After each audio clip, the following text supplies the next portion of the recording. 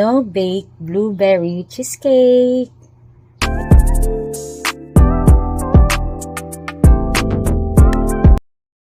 Hi classmate! So gagawa tayo ngayon ng no-bake blueberry cheesecake. So first assignment namin to sa school and first time ko rin gagawin.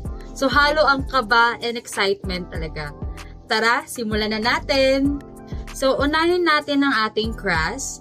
So ang mga ingredients nun, meron tayo ditong crushed graham, buttercup, cinnamon powder, sugar, and gagamit tayo ng aluminum pan na round at ang size neto is 8x2. Yan. So, tara, gawin na natin ang ating crust.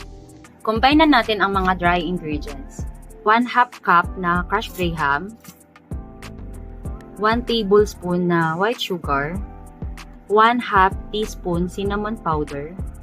I-mix muna natin siya. And then, ilagay na natin yung 4 tablespoon na butter. Or pwede rin gumamit ng margarine.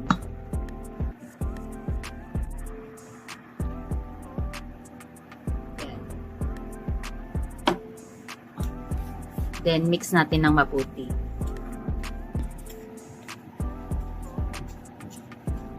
So, ito, ilagay na natin yung crust na mixture sa ating 8x2 na aluminum round pan.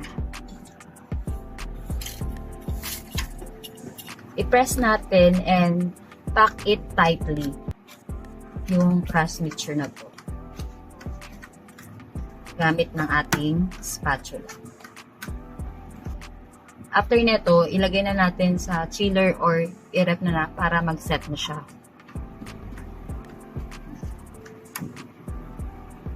And para naman sa ating filling, meron tayong ingredients na chilled all-purpose cream, Ferna gelatin, Magnolia cream cheese, fresh milk, sugar, and last but not the least, yung ating toppings na blueberry. Ayan guys.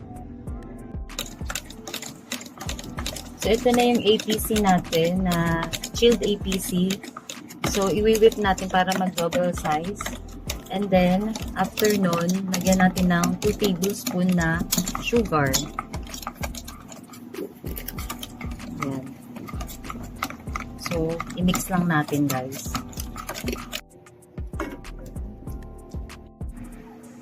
So, ganito na yung itsura niya. So, yung cream cheese and yung gelatin, i-mix na natin siya, guys. Ito na yung na-mix natin na cream cheese na may turn na. So, i-mix natin yung cream cheese na may gelatin sa na-whip natin na APC. Yan. Yan, guys. So, ayan, magkasama na sila. I-fold na din natin. So, make sure na maging smooth na tong APC natin, yung cream cheese, para maging magandang kalabasan. Ayan.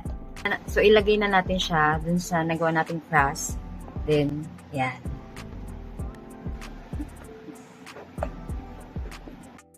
So, ayan na siya. So, pantayin natin gamit ng spatula.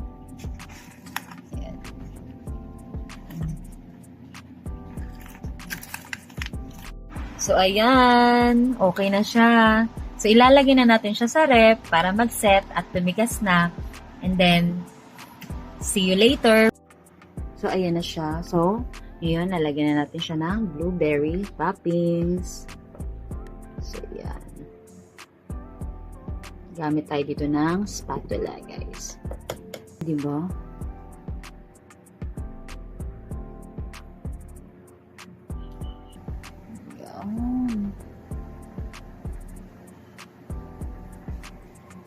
Gee, ayan na. Wow. So, ayan, ito na ang aking no-bake blueberry cheesecake. Yes. So, ano pang inaantay na natin? Tikman na natin. Kilig.